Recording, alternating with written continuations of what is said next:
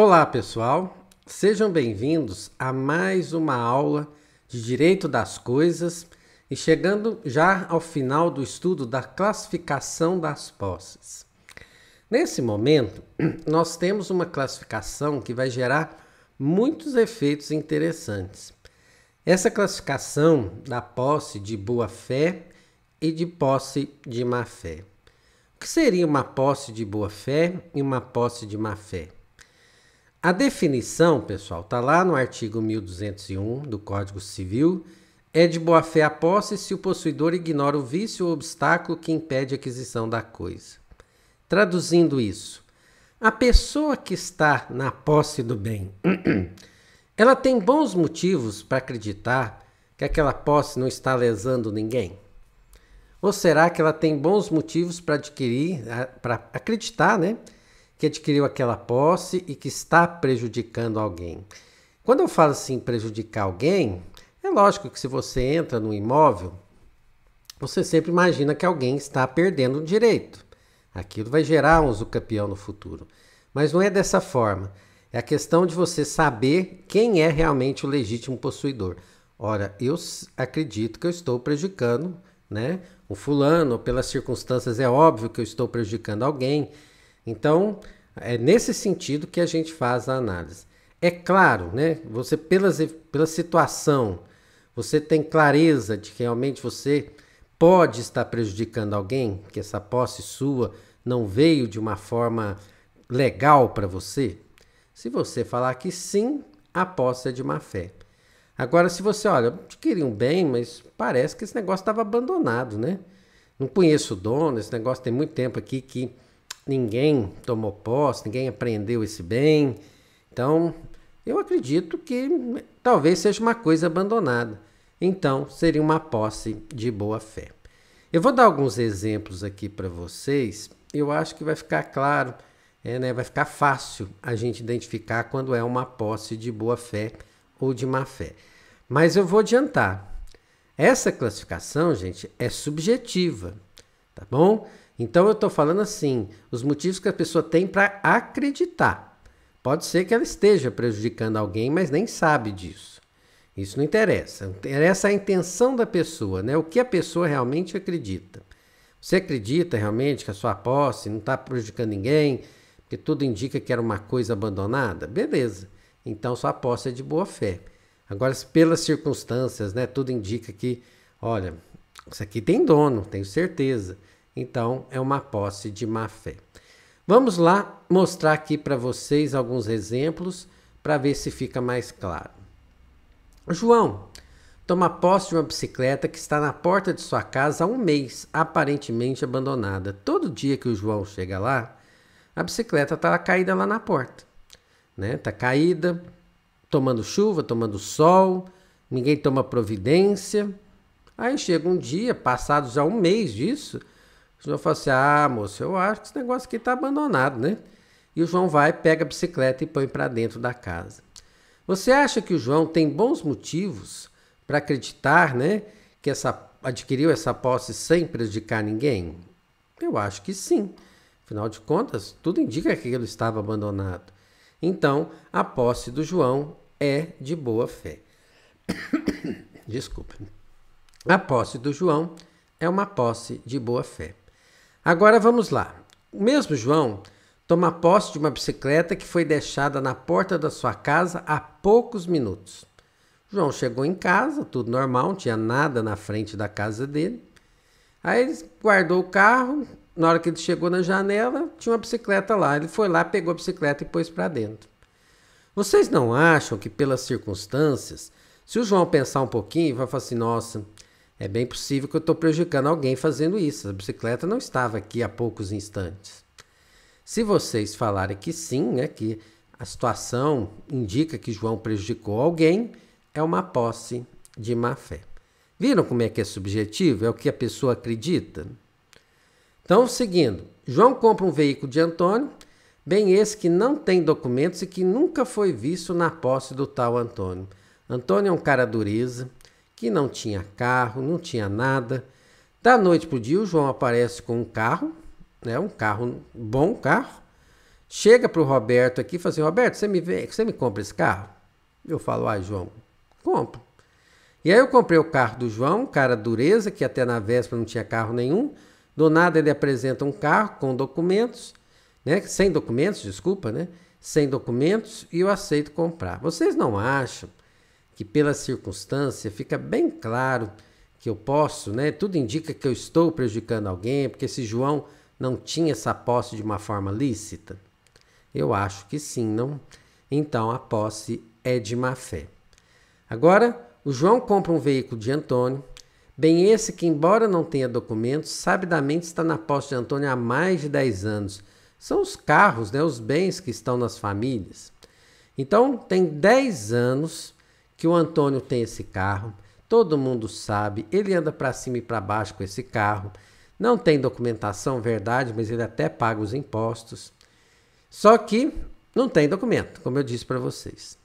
Depois de 10 anos que o Antônio está na posse, né, desse imóvel, desse carro de forma pacífica e tudo, o João chega e compra o veículo dele. Vocês acham que pela circunstância o João tinha condições de saber se estaria prejudicando alguém ou pelas circunstâncias presume-se que ele não está prejudicando ninguém, né? Eu acho que não estaria. 10 anos que o cara está nesse carro, sim, para cima e para baixo, sim. Ele que cuida, ele que lava, sim. Então, tudo indica que realmente que a posse do vendedor é uma posse de boa-fé. Então, nós temos aqui a posse de boa-fé. Perfeito? Então, acho que deu para vocês perceberem que é o que, assim, o possuidor acredita. Às vezes pode ser até um objeto roubado, mas o cara que me passou, certo? Falou que era dele, estava tudo tranquilo, era uma coisa, né, fácil de ser transferida. Então, uma pessoa que pode ter comprado um bem de boa-fé, exercer uma posse de boa-fé, pode ter adquirido isso sendo um produto furtado. Quando nós estamos falando, então, de posse de boa-fé, é o que a pessoa acredita. E se um dia o possuidor de boa-fé descobrir que a posse dele está, sim, prejudicando alguém, que a posse dele está lesando alguém, o que acontece com essa posse de boa-fé? Ela vira uma posse de má-fé. A partir do instante que o possuidor de boa-fé descobre que a sua posse foi adquirida lesando alguém, a posse dele se torna de má-fé. Está lá no 1202, a posse de boa-fé só perde esse caráter no caso e desde o momento que as circunstâncias façam presumir que o possuidor não ignora que possui indevidamente, que o bem pertence de fato a outra pessoa. Então é quase assim, você saber a quem pertence o bem, tá certo? Então lembra que nós conversamos há alguns minutos que o João achou uma bicicleta abandonada na porta da sua casa e vocês falaram para mim que era uma posse de boa-fé? Pois bem, depois que o João pegou essa bicicleta e pôs para dentro, o seu vizinho, Francisco, chega para ele e fala assim: ô João, aquela bicicleta que você pegou é minha. Ela realmente estava aí na porta da sua casa, mas eu sou seu vizinho, eu exercia vigilância sobre essa bicicleta, certo? Ela estava aí, né? Eu fui desidioso, mas ela é minha, né? Apresenta documentos, que ele que comprou a bicicleta e tudo mais. A partir desse instante, aquele João, que era possuidor de boa-fé, sabe que a sua posse está prejudicando alguém. Isso quer dizer o seguinte, que a posse de boa-fé se transformou numa posse de má-fé. Não tem mais bons motivos para acreditar que adquiriu a posse sem lesar ninguém. Vocês lembram o caso do João, né, que o carro estava na posse dele durante 10 anos, né, do Antônio, que vendeu para o João. Durante 10 anos, posse tranquila, o Antônio desfilava com o carro para cima e para baixo, só não tinha documentos, pagava impostos, arrumava, mandava consertar o carro no que fosse necessário. Vocês me falaram que era uma posse de boa-fé e eu concordei com vocês. Só que depois que o João comprou, ele é procurado pela Francisca, certo? Que é uma parente do nosso vendedor, do nosso Antônio. E a Francisca fala assim: ô João, você comprou o carro do Antônio, mas o Antônio agiu de má fé, o carro é meu. Eu que emprestava o carro para o Antônio, porque não tinha carro nenhum para andar, então eu emprestava para ele. Mas o carro é meu, ele não podia ter te vendido não, eu vim buscar o carro. E aí mostra toda a documentação que realmente a situação é verdadeira. O que acontece com aquela posse de boa fé que o João tinha? Vai se tornar uma posse de má fé. Tá vendo? Que é o que a pessoa acredita. João compra um veículo de Antônio. Lembra que eu contei o caso para vocês? João comprou um carro de Antônio. O Antônio é um cara dureza, certo? Tem dinheiro para nada. Da noite para o dia, apareceu com um carro aí, vendeu o carro de uma forma rápida. E aí, então, vocês disseram para mim que pelas circunstâncias indicaria que a posse era de má fé e eu concordei com vocês. Só que depois que isso aconteceu, meses depois, o Antônio, vendedor, procurou o João e falou assim: aqui, João, achei os documentos que estavam faltando do carro. E a partir desse instante, o nosso João tem clareza que realmente ele comprou o bem do legítimo possuidor. Então, o que acontece com a posse de má fé? Vira uma posse de boa fé. Perfeito? Então, temos isso. Por que eu expliquei tudo para vocês? Só para a gente já encerrar esse assunto. Temos posse de boa fé, posse de má fé. Vocês repararam que a posse de má fé é chamada de posse? Não é detenção, é uma posse de má fé. Se é chamado de posse, pessoal, o legislador não fez isso por acaso. É porque ela tem alguma proteção legal. Mesmo a posse de má fé tem proteção legal. Porque ela é chamada de posse. Toda posse tem proteção legal. E aí, qual seria a proteção legal? A proteção aqui da posse de má fé é a mesma que nós estudamos da posse justa e injusta. Então, quando eu falo que alguém é possuidor de má fé, se chegar o legítimo possuidor, não tem proteção legal. O possuidor de má fé vai ter que devolver o bem. Contra o possuidor de boa fé, contra o legítimo possuidor, ele não tem defesa. Só que contra terceiros, ele tem toda a defesa do mundo. Então, se eu sei, por exemplo, que o cara que entrou aqui ao lado da minha casa, ele é um possuidor de má fé, porque ele entrou no imóvel, ele sabe quem é o legítimo possuidor. Ele aproveitou de um descuido do legítimo possuidor, do proprietário, né? Que deixaram a casa fechada há muito tempo, mas ele conhece o proprietário, ele sabe claramente que o proprietário ainda cuida desse bem. E aí o vizinho, esse rapaz entrou aqui no imóvel vizinho. Eu sei que ele é um possuidor de má fé, mas acontece que eu não posso fazer nada contra ele. Porque contra todas as outras pessoas, a posse de má fé tem proteção legal, da mesma forma que a posse injusta. Quem tem poderes para contestar e tirar a posse, né, do possuidor de má fé, da mesma forma do possuidor injusto, é só o legítimo possuidor. Qualquer outra pessoa não tem nada a ver com isso. Então, meu vizinho é um possuidor de má fé. Se eu tentar invadir o imóvel dele, ele tem proteção legal contra mim.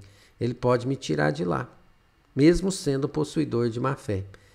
Quem compete tirá-lo de lá é só o legítimo possuidor. Entendendo?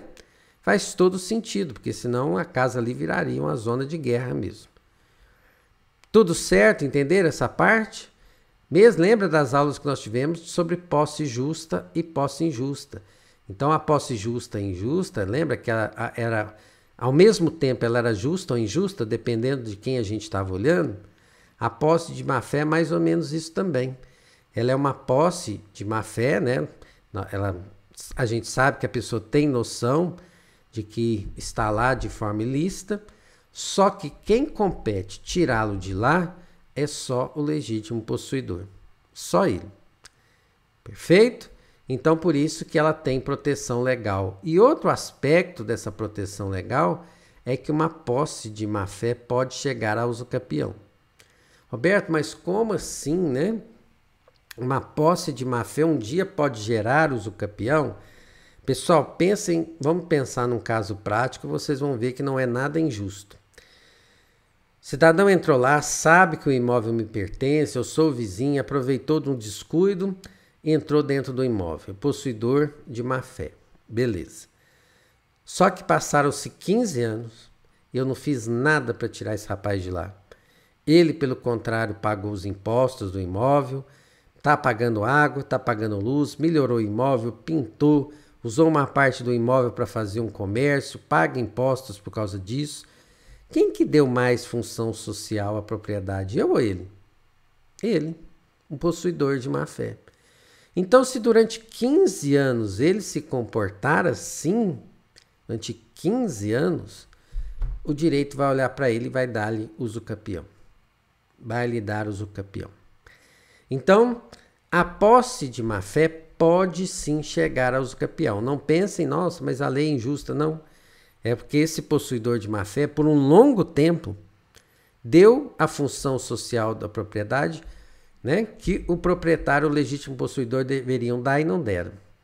E outra, durante 15 anos, o legítimo possuidor não fez nada para tirá-lo de lá, então tudo indica que ele não tem interesse nenhum nesse bem, né?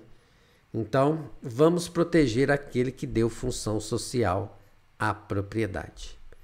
Perfeito? Então, é por isso que nós estudamos posse de boa-fé e de má-fé. E o último detalhezinho é a questão dos frutos, né? Possuidor de boa-fé tem direito aos frutos e o de má-fé não. Então, aluguéis, por exemplo, é uma espécie de frutos, frutos civis. Então, se, por exemplo, esse possuidor, o legítimo possuidor, pedir o imóvel para o possuidor de má-fé, os aluguéis recebidos têm que ser restituídos. Tá bom? Então, nós temos esse lado dos frutos aqui. Tudo certo, então, pessoal? Então, se não ficou claro algum ponto, pode me mandar uma mensagem, a gente refaz a aula aqui de uma forma que fique melhor explicadinho. Grande abraço para vocês.